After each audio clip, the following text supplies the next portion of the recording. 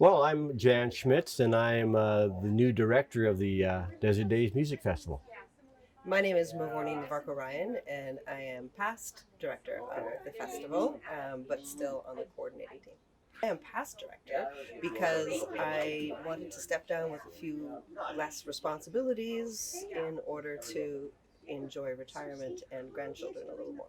Well, uh, the challenges themselves we're making this up basically as we go along. Of course, we, like tens of thousands of other festivals and cultural events all over Canada and the world, have had to cancel their live presentations due to the COVID pandemic. But doing some thinking outside the box, we decided to try to present Desert Daze anyways through the medium of social media and video. So sounded like a good idea at the start, but we had no real idea how to proceed from that. So the Desert Daze Committee, of which I'm a part of, Mavourneen is a part of, Steve Rice, Alana Fortin, Paul Cuthbert, Arnie Oram, we got our heads together, and Alana Fortin, thank you. We got our heads together and decided to try video presentation that would promote local artists and musicians, as well as promote the village of Spence's Bridge itself, which has been the home base of the festival for the past 10 years, since 2010. So that was the initial challenge. How do we proceed?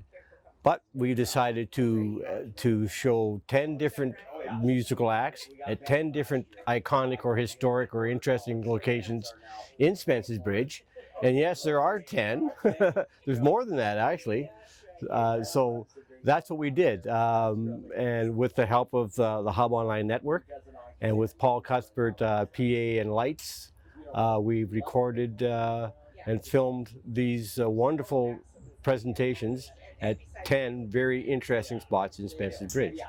So as far as the challenge goes, it was initially organizing and orchestrating that entire idea and then pulling it off. It was fun, it was challenging, and I'm hoping it's going to be quite interesting for the public to see.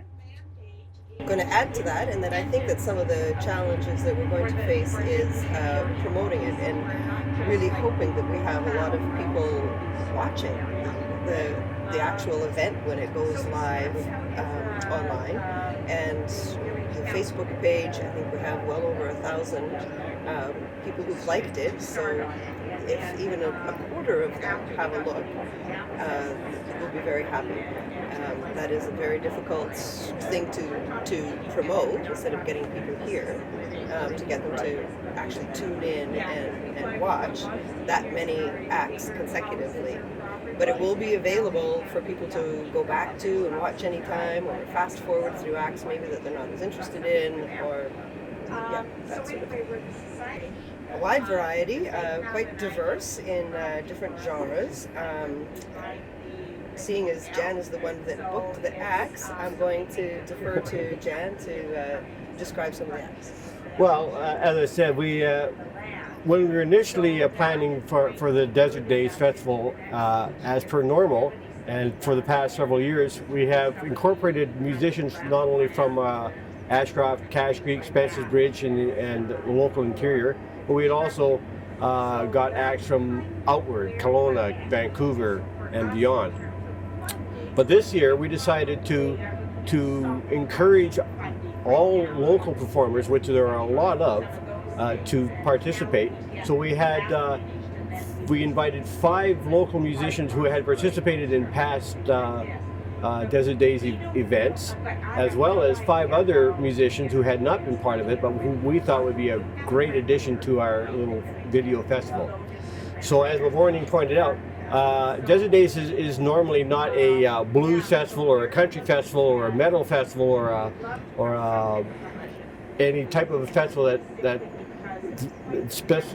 specializes in certain genres. We like to have all kinds, and that's what we've done. So the musicians that we've hired represent country music and bluegrass, rock cover bands,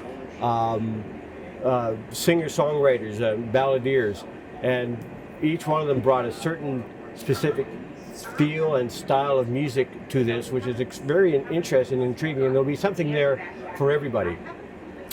For an example, we've got Dwayne Rourke, who has been part of the Desert Daze Festival since day one, and a man who actually designed the logos, many of the logos that we use for branding. He performed from his house, which is the home of the anthropologist, say that as quickly as you can 10 times, James Tate, who is a famous person from Spencer's Bridge, and he brought in his own style of indigenous world vision music. We've had bands who played country and bluegrass music. Nadine Davenport from Ashcroft, who's a singer-songwriter, as well as Joshua Bergen from Ashcroft, who's also a singer-songwriter. We had some great cover bands, Jan and the Gents, a duo from Ashcroft called The Dire Heart, playing rock classics, and it's been wonderful to see all these different types of music presented at different wonderful locations here in Spencer's Bridge. And just to add to that, one of the challenges that was fun to do was to match the bands with the locations. So for instance, Flat Busted, that play a lot of old-time kind of music, played up at Vulture Garage with a lot of antique cars all around them in the background, and it was quite the match. So matching artists to locations was fun to do, and hopefully people will enjoy our choices. Yeah, well, as I said, 5 of them had performed in Desert Daze several times before, such as Dwayne Rourke, Flat Busted, Jenny and the Gents, Nadine Davenport, and Bill Anani. They have been with us before and are very popular. But I had seen several other musicians perform around Ashcroft, Cache Creek, Spencer's Bridge, who the rest of our committee may not necessarily have seen. I also have spent some time promoting live music for the Winding Rivers Arts and Performance Society, so I had some contacts with these people. So largely on my own promotion and my own telling the committee that these guys are good, we hired these people. So my butt was on the line, but I don't think anybody's disappointed. So we have the other 5 bands that we have brought in are Joshua Bergen, the Malaman Collective. Who else? That's 2. The bluegrass band. Ron Ingram and Cowboy Swing, I think they're called. And Better with Juice. Yeah, Better with Juice was a wonderful band. One other one. Dire Heart. Dire Heart. Thank you very much. So these are 5 musicians and bands that had not performed at Desert Daze before, that are from around here, that we encouraged to come, and they presented themselves extremely well, and hopefully we might get them for future Desert Daze performances going forward. Generally, our process of choosing bands is by application, and we have bands applying from, well, all over North America, actually, but we sort of wean out the ones that are coming from the United States because we like to promote Canadian and we like to promote local artists, and often the shortlisting process is quite onerous as we go through all of the bands, and one of our criteria is to choose something from each different genre. So if we know we love a specific really good blues band, well, now we feel like we have blues covered. We don't want to be too blues heavy or too country heavy or too rock and roll heavy, that sort of thing. So that's generally what we do. This was a completely different process, one of the challenges. So of course we had all these applications online that we had to say, no, sorry, not this year. How many bands would we normally have at a typical Desert Daze? That's a really good question. I want to say maybe about 25, because we would have 10 on the Friday and maybe 15 on the Saturday. That's so you really whittled off the top of my head, I guess. 25-ish down to 11. It's pretty amazing. Down to 10, yeah. In 2010, Steve Rice had the idea, why not bring a festival to Spencer's Bridge where we could celebrate the beautiful scenery, the town, the wildlife, the agriculture, as well as celebrate local musicians. And that concept hasn't changed. That passion for wanting to celebrate good local music, Canadian music, and giving those musicians an opportunity to perform and have a venue for them, like that is still really important. And celebrating Spence's Bridge with all of its bounty and beauty is still a major part of wanting to do that, putting Spence's Bridge on the map in a way. However, it's the people that attend Desert Days coming from the surrounding area, Ashcroft, Cache Creek, Lytton, Merritts, like it's a gathering of people to help celebrate music and agriculture. We get granting from different federal, provincial, and regional institutions that offer these grants, such as the building communities through Arts and Heritage from the federal government, the BC Arts Council in British Columbia. We also have some funding from, say, the TNRD, and we also get funding from local businesses quite a bit. Second time around in Ashcroft has always been the strong supporter of us, as well as other smaller businesses in our region that support us. So we're a small festival. We're certainly not a Woodstock size. We are actually bracketed by some very large festivals, such as the Rock and River Fest in Merritt is a weekend, I think, before us or after us, one of the two, as well as the Arts Wells Festival in Wells that is just before us as well. So these are very large festivals who have a different model than we do. They often have full-time people on their staff, and they have large expenditures. We are smaller. We're like on the border between being a festival and just a big, huge backyard party, summer party, right? So, but we're hoping to expand a bit. But I like looking at the model of the Arts Wells Festival. If you've ever been to Wells, the village itself, it's got maybe as many people as Spence's Bridge does. Yet they are one of the premier festivals in BC. Because they incorporate the entire town. Of course, it helps to have the what's the name of the place there? Right down the road from them. Barkerville, yes. It helps to have Barkerville right down the road. But we would like to be able to, if we're going to expand, to incorporate the entire village and maybe beyond to Ashcroft, Cache Creek, Lytton, Lillooet, and make it more of a regional affair. But again, that's depending a lot on volunteer base, because we all do this as volunteers. And we have for the last several, none of us is paid to do this. And it also depends on money and sponsorship and stuff like that. So, but we're happy to have been supported by local and provincial and federal funding, as well as the support of small businesses, such as the Packing House here in Spence's Bridge, some of the orchards. A lot of the inn at Spence's Bridge helps us out. The Acadia Grove campground helps us out every year, and we're happy to have them on board. And we're looking for more support as the years go on, because this is a fun time. It's the best party in Spence's Bridge for sure every year. I'll really miss the sense of community and people being brought together, and just everybody's in a good mood, and so they're there to hear the music and sit in the beer garden and sip a cold one while they listen to some good tunes, and just the gathering sense of community from all of our outlying communities of people that come, that will be missed. Yeah, I agree. And also, there is no substitute for being at a live music venue. There is no substitute for it. Video is nice. It's not a substitute. So, as a musician myself, I appreciate having a place to play and perform. And people love live music.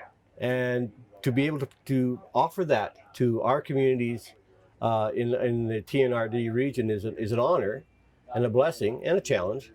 But I guess if I miss anything, it's that sense of live music and the community that comes out and supports and becomes a part of that. We see we've made many friends over the years of people who put Desert Days Festival on their calendar of things to do that summer. And they come from all over the place.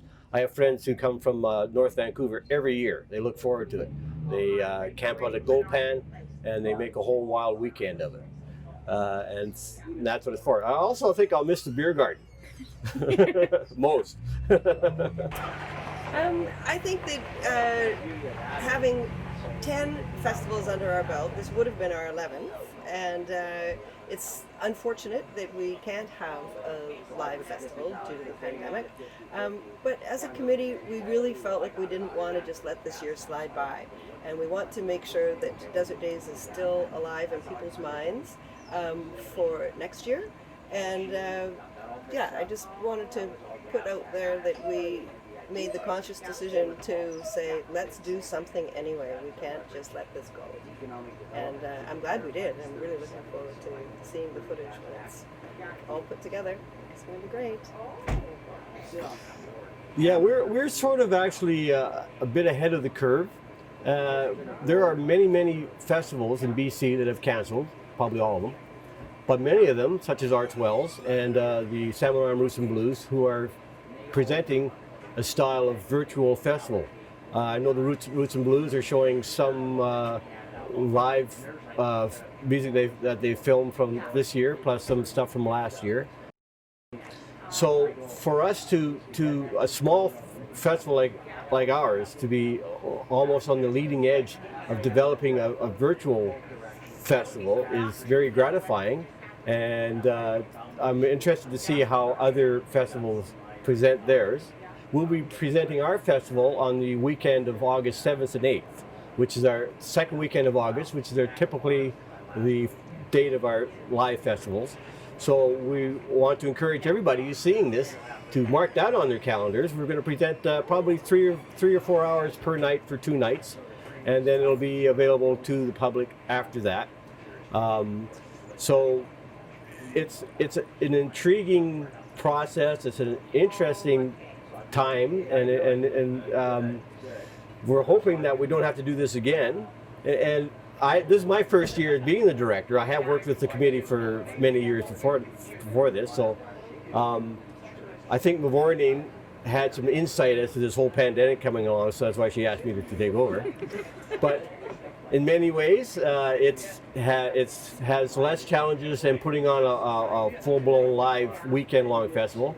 In other ways, it has maybe some different challenges because we're basically making it up as we go along. So yeah, we're excited to see how this turns out. We're excited to see how our fans and previous festival goers like to see it, how new people, we're encouraging more and more people to come see it. It'll give us a sense of the area of Spencer's Bridge, what the community is like, what our region is like, the beauty of it here, and some of the great iconic places in Spencer's Bridge. And like I said, when that was first approached, that we filmed it at 10 or more different locations in Spencer's Bridge, me being from Ashcroft, I'm thinking, are there 10 places in Spencer's Bridge people want to see? But there certainly are, and more. So I'm glad to be part of this. It's an interesting way to get my feet wet as this whole festival director thing. And in some ways, maybe it'll be fun to do again, but in other ways, I hope not. The challenges were definitely very different. I mean, the no posters, no outhouses, all of the T-shirts, all of those little things that coming to a festival maybe you wouldn't notice, but the director organizes quite a few of those details. Beer garden is a big one, of course, as well. Beer garden. Well, if people want to find out more information about what we're doing, and find out when the festival's video is actually going to be shown, and perhaps if they want to make a donation to help us out, because we're not charging ticket prices here, we're not making any money doing this, they can go to our Facebook page, just type in Desert Days, but there's another Desert Days festival that takes place in Southern California. Same spelling, same thing. So if you find yourself at a Desert Days site in California, just say hi and then come back to us. But you can also come back to our Desert Days website, which is www.desertdays.ca, all one word. and we'll be posting more information about the bands that are playing and when the videos will be presented. And if you have questions or do you want to make a donation to us, we won't say no. You can contact us through there. I'm sure you guys will be putting some of this information on the video, but we also have a email, info@desertdaze.ca. I just one more thing to point out that generally, for instance, last year we managed to get $15,000 in grants and sponsorships. Half of that from government grants and half from local businesses giving sponsoring. And but our budget was about $25,000, and so in ticket sales, beer garden sales, T-shirt sales, it's how we make up the rest. So this year we received some government grants, and because we don't have all of those other overheads and costs that I was mentioning before, we will still just simply be breaking even from the government grants from having paid the bands and other expenses. And we are a non-profit society, so all we ever want to do is break even.